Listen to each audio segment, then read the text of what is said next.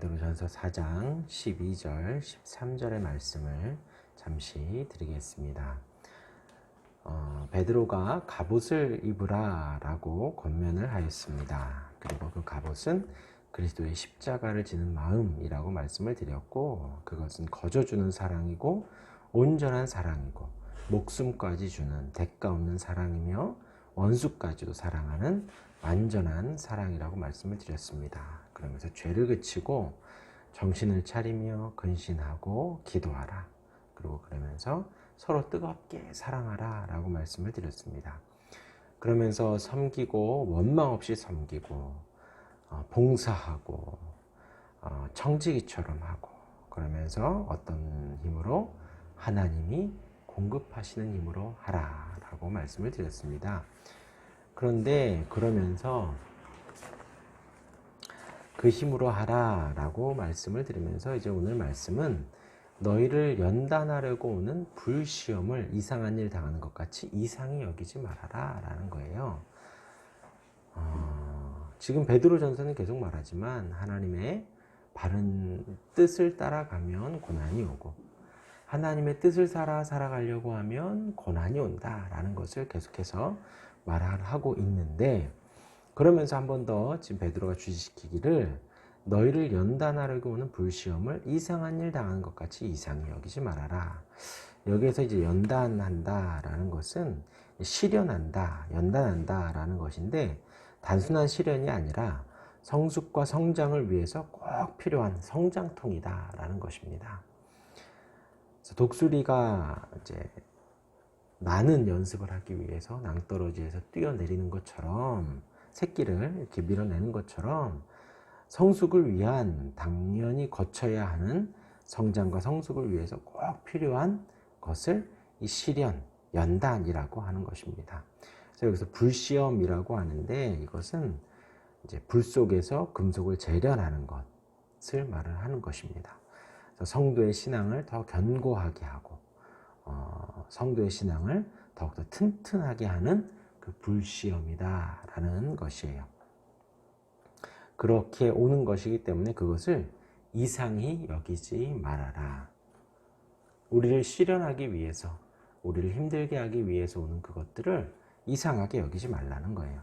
근데 지금 이것이 베드로 전서지요. 베드로가 그렇게 했었습니다. 예수님 앞에서 베드로가 주는 그리스도시요 살아계신 하나님의 아들입니다 라고 고백을 했죠. 신앙 고백을 하자 예수님께서 칭찬을 했습니다. 너가 그렇게 고백한 것은 너가 한 것이 아니라 하나님이 하게 하신 것이다. 천국 열쇠를 너에게 준다. 극찬을 했습니다. 그리고서 예수님이 이제 사복음서를 다 보면 나오지만 주님의 고난과 죽으심과 부활에 대해서 가르치기 시작한 시기가 언제냐? 주님께 신앙 고백을 한 이후부터입니다. 베드로가 이 신앙 고백을 하고 나서, 예수님께로부터 칭찬을 받고 나서, 그리고 예수님이 고난과 십자가 죽음에 대해서 가르치셨죠. 그랬을 때 베드로가 예수님의 멱살을 잡고 항변하여 이 일은 결코 미치지 않을 것입니다 라고 했습니다. 근데 이제 이것은 그냥 단순히 의견 개진을 한 것이 아니라 예수님께 대들고 항변했다, 거의 싸우려고 멱살을 잡은 것인 거예요. 그러니까 베드로 생에 있어서 예수님이 고난을 받고 예수님이 죽으심을 당한다라는 것은 없었던 거예요. 그러니까 이해가 되지 않고 이상하게 여겼던 거예요. 그것 자체가. 우리의 신앙이 바로 이와 같습니다. 주님을 믿고 주님을 신앙하고 신앙생활하며 우리가 하루하루 살아가는데, 성경은 말하기를, 지금 베드로는 말하기를, 그러한 하나님의 뜻대로 살아갈 때 고난이 오고 하나님의 말씀대로 살아갈 때 고난이 온다는 거예요. 요셉이 그렇게 했을 때 형들로부터 버림받고 배신당했던 것처럼 하나님의 사람들이 하나님의 뜻대로 살아갈 때 연단이 온다는 거예요. 불시험이 온다는 것입니다. 그것을 이상하게 여기지 말라는 거예요. 왜냐하면 그것은 하나님의 백성들을 시험하려고 오는 재련하기 위한, 견고히 하기 위한 하나님의 섭리 가운데 있는 것이기 때문이라는 거예요. 베드로가 그 예수님 앞에, 왜냐하면 그때 당시 제자들은 당연히 그렇게 생각을 했거든요. 예수님은 이제 로마를 전복시키고 그 황제의 자리에, 왕의 자리에 오를 것이다. 예수님이 왕의 자리에 오르면 우리는 배가 굼지 않겠지. 오병이어의 기적을 행했으니까. 예수님이 왕에 오르면 우리는 아프지 않을 거야. 예수님이 치유의 사역을 했으니까요. 그렇기 때문에 이제 오를 일만 남았을 텐데 베드로에게 있어서 신앙생활은 그런 승승장구고 그런 아주 탄탄대로가 열리는 그러한 신앙생활이었던 거예요. 그렇기 때문에 고난과 죽음과 십자가와 채찍과 시련과 환난은 없었던 것이지요. 그러한 베드로가 지금 이제 우리들에게 말을 하고 있습니다. 너희를 연단하려고 오는 불시험을 이상한 일 당하는 것 같이 이상히 여기지 말아라. 내가 이상히 여겼었는데 그것이 아니더구나. 이상히 여기지 말아라.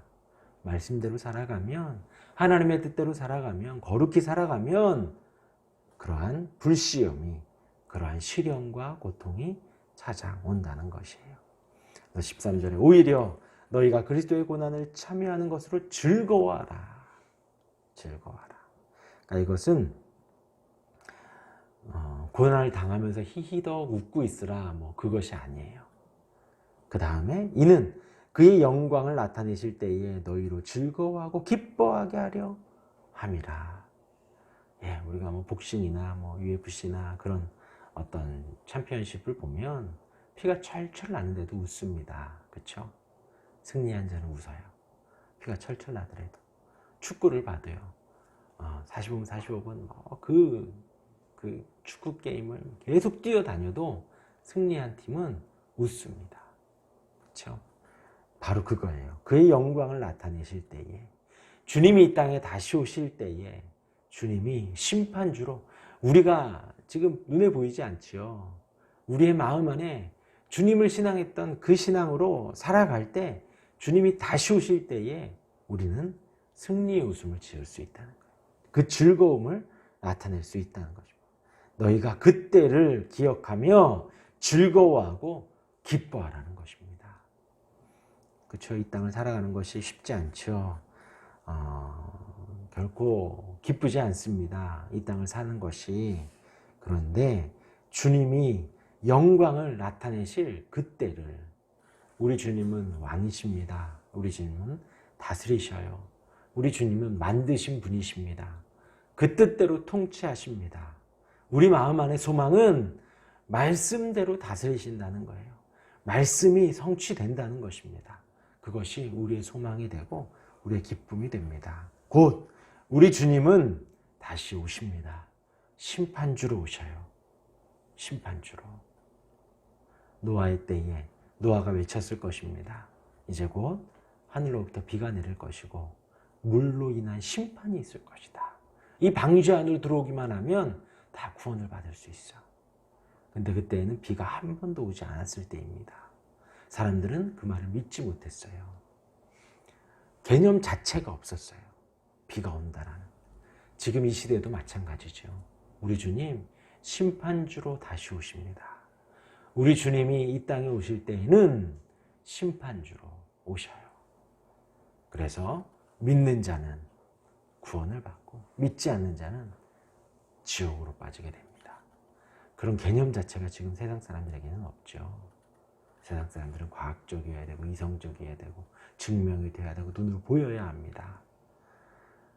그러나 노아의 때에도 그러했던 것처럼 지금도 우리 주님이 곧 오십니다. 우리 생각으로 이해되지 않고 우리의 마음으로 용납될 수, 세상 사람들이 이해하거나 증명될 수 없지만 하나님 말씀에 분명히 영광을 나타내셔서 다시 오십니다. 그 주님을 기뻐하고 즐거워하며 오늘 하루도 소망 가운데 살아가는 저와 여러분들이 되기를 바랍니다. 아멘. 기도하겠습니다.